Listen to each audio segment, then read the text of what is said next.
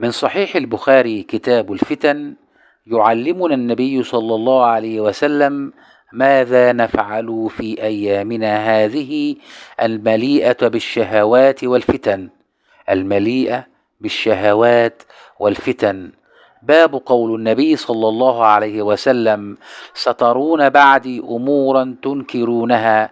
وقال عبد الله بن زيد: قال النبي صلى الله عليه وسلم: اصبروا حتى تروني أو تلقوني على الحوض.